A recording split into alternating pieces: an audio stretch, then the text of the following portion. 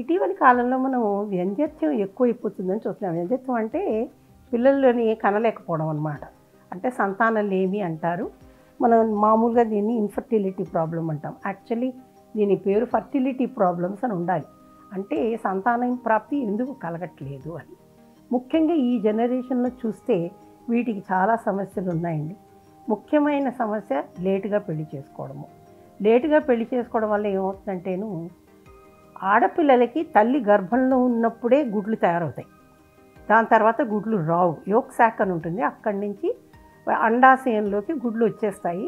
అవి దాదాపు పుట్టినప్పుడు 2 మిలియన్ల దాకా ఉండొచ్చు. కానీ ఆడపిల్ల మెచ్యూర్ అయ్యే లోపలే ఇందులో చాలా వరకు తగ్గిపోతాయండి. తగ్గిపోయి 60,000 దాకా వచ్చేస్తాయి. ప్రతిసారి ఒక గుడ్డు తయారు కావాలంటే బిడ్డ పుష్పవతి అయిన తర్వాత ఒక గుడ్డు బయటికి రావడానికి 300 ఎగ్స్ అంటే 300 గుడ్లు కంప్లీట్ చేస్తాయి.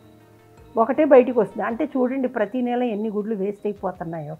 అందుచేత ఏమవుతుందంటే మనకి వయసు పెరుగుతున్న కొద్దీ, ముఖ్యంగా 35 ఏళ్ళు వచ్చేసరికి చాలా గుడ్లు తరిగిపోతాయి. అలాగే 37 ఏళ్ళు వయసు తర్వాత కొంచెం కష్టం కూడా అవుతుంది సంతాన ప్రాప్తి కలగడానికి. కొంతమందికి 60,000 పుట్టినప్పుడు ఉండకపోవచ్చు. చాలా సమస్యలతో కొద్దిగానే ఉండొచ్చు. లేదా అండాశయాల్లో ఏదైనా ప్రాబ్లం వచ్చి ఒక అండాశయం తీసేయవచ్చు. ఇవన్నీ కూడా ప్రాబ్లమ్స్ మనం పట్టించుకోవాలండి.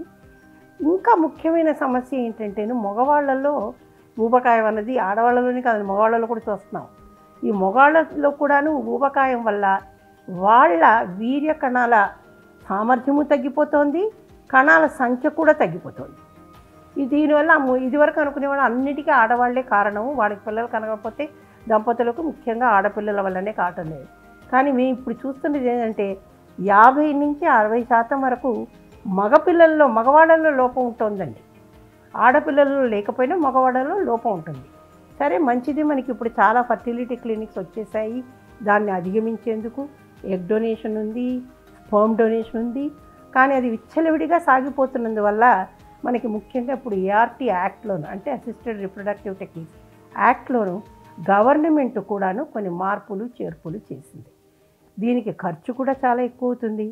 ఈ ఫర్టిలిటీ ప్రాబ్లమ్స్ ఎక్కువ పోవడం వల్ల మనకి వీధికి ఒక ఫర్టిలిటీ క్లినిక్ కూడా వచ్చేసిందండి. కానీ ఎవరు ఎథికల్గా చేస్తున్నారు? ఎథికల్గా చేస్తున్నారు అంటేను వాళ్ళు అన్నీ చూసుకుని కరెక్ట్గా చేస్తున్నారా లేదా అన్నది మనం చూడాలండి. అలా కాకుండా వీళ్ళకి చెప్పకుండా, ఎవరిది లోపమో చెప్పకుండా నీకు తప్పకుండా పిల్లలు పుడతారు అని చెప్పడానికి అవకాశం లేదు. ఎందుకంటే మనము టెస్ట్ ట్యూబ్ బేబీ అంటే ఐవీఎఫ్ అంటాం, ఇన్విట్రో ఫర్టిలైజేషన్, వీటిలో కూడాను 40 నుంచి 50% వరకే మనకి success rate. Take home baby rate అంటామండి. ఈ టేక్ హోమ్ బేబీ రేట్ అంటేను బిడ్డ 9 నెలలు అయినాక పుట్టి ఇంటికి తీసుకెళ్ళడం అనమాట. ఈ టేక్ హోమ్ బేబీ రేటు చాలా మంచి చోట్ల కూడా 50% వరకే మనకి జరుగుతుంది. అది కూడా 3 సార్లు ప్రయత్నించినాక. దీనికి గుడ్డు సరిగ్గా ఉండాలి, అలాగే వీర్యంలో కణాలు సరిగ్గా ఉండాలి. ఈ 2 సరిగ్గా లేకపోతే కనుక ఆ ప్రక్రియ కూడా సరిగ్గా సాగదండి. ఇంకొకటి ఏంటంటే ఆడవాళ్ళల్లో కూడా మనం చూసేది ఊబకాయము, పాలిసిస్టిక్ ఓవేరియన్ సిండ్రోమ్ అంటాము. లేటుగా పెళ్లి చేసుకోవడం వల్ల వాళ్ళకి షుగర్ ఉండొచ్చు, బీపీ ఉండొచ్చు. ఈ అన్ని సమస్యలు కూడాను ప్రెగ్నెన్సీ వచ్చాక ఇంకొంచెం ఎక్కువ అవుతుంది. ముఖ్యంగా ఇదివరకు కాలంలో మేము 70 కేజీల కంటే ఎవరు ఎక్కువగా ఉండి చూడలేదండి.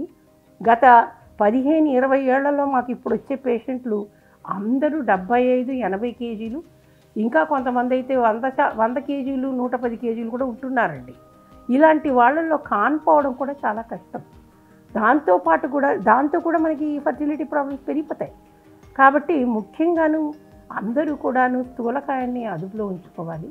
దీనికి ముఖ్యమైన కారణం మన ఆహారపు అలవాట్లు మారిపోవడము. ఇవన్నీ ఒక పక్కన పెడితే ఇంకొక సమస్య మేము ఇటీవల చాలా చూస్తున్నామండి. గత 10 ఏళ్ళుగాను అసలు సంభోగమే జరగట్లేదు. ముఖ్యంగాను నేను ఇది చూసింది సాఫ్ట్వేర్ ప్రొఫెషన్లో, ఐటీ ప్రొఫెషన్లో ఉన్న వాళ్ళల్లో. ఒకటి, వాళ్ళు టైం లేదంటారు. లేదా రెండవది, మగవాళ్ళల్లోనేమో సంభోగపు సమస్యలండి. ఈ సమస్యలు ఎక్కువ అవడానికి కారణం ఇందాక చెప్పినట్టు ఒకటి ఊబకాయం ఉండొచ్చు, ఇంకోటి మానసిక ప్రాబ్లమ్స్ కూడాను. వీటన్నిటితో స్మోకింగ్, డ్రింకింగ్, డ్రగ్స్, ఈ 3 కూడాను వాటికి కారణాలు కావచ్చు. వాళ్ళ అలవాట్లతో పాటు భార్య రాత్రి పని చేస్తే భర్త పొద్దునపూట పని చేయొచ్చు, భర్త రాత్రిపూట పని చేస్తే భార్య పొద్దునపూట పని చేయొచ్చు.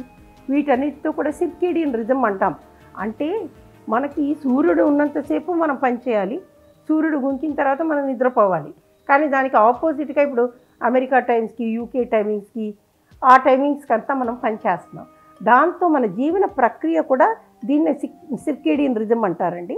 ఇది కూడా దెబ్బతింటోంది. దీనివల్ల కూడాను మనకి చాలా ఫర్టిలిటీ ప్రాబ్లమ్స్ వస్తున్నాయి. కాబట్టి వీటన్నిటికీ కూడాను వెంటనే మనము పిల్లలు కలగట్లేదు.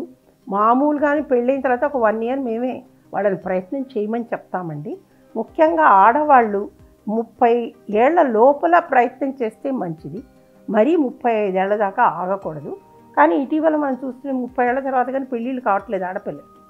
అలాంటి వాళ్ళు వెంటనే పిల్లల కొరకు ప్రయత్నం చేస్తే బాగుంటుందండి. ఇంకా కొంతమంది ఏం చేస్తారంటే కెరీర్ పరంగా వచ్చే ఆడపిల్లలే ఈ మధ్య ఎగ్ ఫ్రీజింగ్ అన్నది మనకి తెలుస్తుందండి. అంటే ఏంటి, గుడ్లని మనము శీతలీకరణ చేసి దాన్ని దాచిపెట్టచ్చు అన్నమాట. మనం ప్రిజర్వ్ చేయొచ్చు. ఎప్పుడో మనకి కావలసినప్పుడు అప్పుడు మనం దాన్ని వాడుకొని ప్రెగ్నెన్సీ రానియవచ్చు అని చెప్పేసి. కానీ మనకి వయసు అవుతున్న కొద్దీ ప్రెగ్నెన్సీలో ప్రాబ్లమ్స్ వస్తాయన్నది చాలామందికి అర్థం కావట్లేదు.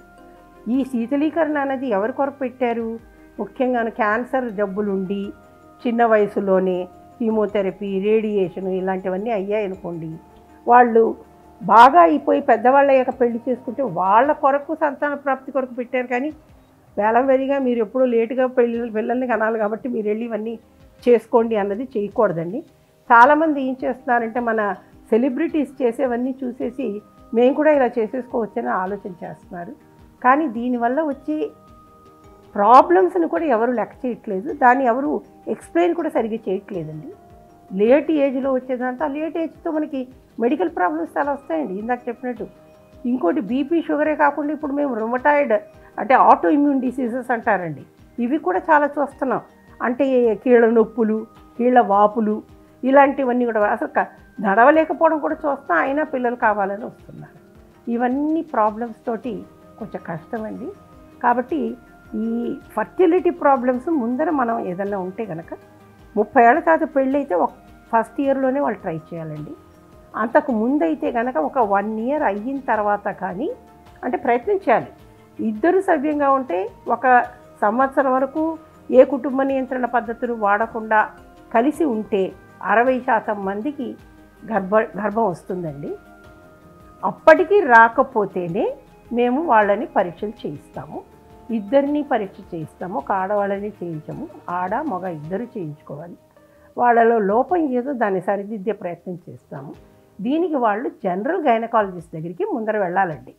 వాళ్ళు ఏదైనా ప్రాబ్లం ఉందా చూసి వాళ్ళే సాల్వ్ చేయగలిగితే చేసేస్తారు. గర్భం కూడా వస్తుంది. ఎప్పుడైతే ఇది దీనివలన సాధ్యం కాదు అని అనుకుంటారో అప్పుడే వాళ్ళు ఫర్టిలిటీ క్లినిక్స్కి వాళ్ళే రెఫర్ చేస్తారండి. గైనకాలజిస్టే రెఫర్ చేస్తారు. అప్పుడు వెళ్ళాల్సి వస్తుంది. కాబట్టి వ్యంధ్యత్యానికి ముఖ్యమైన కారణాలు మన సమాజంలో వచ్చే మార్పులేనండి. సొసైటీలో మార్పులు వచ్చేస్తున్నాయి. అందరూ కెరీర్ పరంగా లేటుగా పెళ్లి చేసుకుంటున్నారు, పోస్ట్పోన్ చేసుకుంటున్నారు ప్రెగ్నెన్సీని. ఇంకొక ముఖ్యమైన సంగతి దీంట్లో మనం గమనించాల్సింది ఏంటంటే జనరేషన్ గ్యాప్ కూడా వస్తుందండి. ఎందుకంటే ముఖ్యంగా 40 ఏళ్లలో పిల్లల్ని కన్నారనుకోండి, పిల్లలు వాళ్ళకి 20 ఏళ్ళు వచ్చేసరికి తల్లిదండ్రులకి 60 ఏళ్ళు వచ్చేస్తాయి కదండి. జనరేషన్ గ్యాప్ కూడా వస్తుంది. వాళ్ళది మనం అర్థం చేసుకోలేము. ఇవన్నీ ప్రాబ్లమ్స్ని కూడా గమనించుకొని సరి అయిన వయసులో పిల్లల్ని కనడం మంచిదండి. కెరీర్ని చూసుకోవాలి తప్పనిసరిగాను. కానీ చాలామందిని మీరు చూస్తే కనుక కెరీర్లో ఉన్న స్త్రీలను కూడా వాళ్ళు ఎలాగ వర్క్ లైఫ్ బ్యాలెన్స్ అంటారు దీన్ని. అంటే వాళ్ళు కెరీర్ని బ్యాలెన్స్ చేసుకున్నారు, పిల్లల్ని బ్యాలెన్స్ చేసుకున్నారు, ఇంటిని బ్యాలెన్స్ చేసుకున్నారు. ఇది అందరూ అలవర్చుకోవాలండి. అంతేకాని మనం అన్నీ పోస్ట్పోన్ చేసుకుందాము, ఇన్స్టెంట్ కాఫీ లాగా నేను తలంచుకున్నప్పుడే నాకు ప్రెగ్నెన్సీ రావాలి, తర్వాత అంతలోపల రాకపోతే ఈ డాక్టర్ కాకపోతే ఇంకో డాక్టర్ దగ్గరికి వెళ్దాం, ఇవన్నీ కూడాను మీరు ఆలోచించవలసినటువంటి సమస్యలండి. అద్భుతమైన ఆరోగ్య వీడియోల కోసం 3TV హెల్త్ ఛానల్ ని లైక్ చేయండి, కామెంట్ చేయండి, సబ్స్క్రైబ్ చేయండి, అలాగే షేర్ చేయండి. థాంక్యూ.